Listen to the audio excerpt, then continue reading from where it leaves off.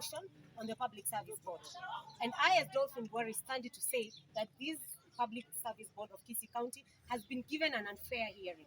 Unfair hearing because, number one, I'll state clearly, one of our members had a dissenting opinion on that.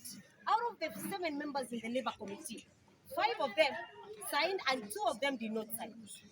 Out of the 2, 1 of them gave a dissenting opinion. Why was the dissenting opinion not read to the members so that we can gauge between the 2? Because they all had a hearing of what had happened during the process, and we wanted to know what exactly had happened that inside those rooms, so that we are sure that whatever hearing we are giving the Public Service Board is very clear and is real. Point number 2. We have seen a lot of things and a lot of aggression happening, especially in terms of the HR management. The board clearly stated they actually have done promotions according to the law. So the board is allowed to do promotions because it's their mandate. We cannot come and crucify someone on their mandate.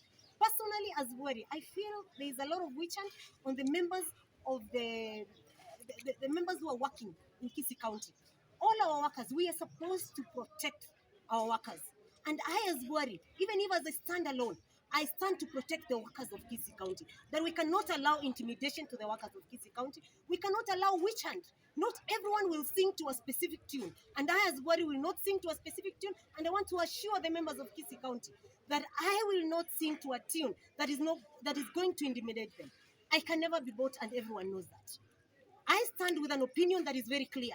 The members of the Kisii County need a fair hearing. We are supposed to uphold the Constitution. We are supposed to stand with the members that have put us in here. So out of that role of oversight, I will give that role. Thank you.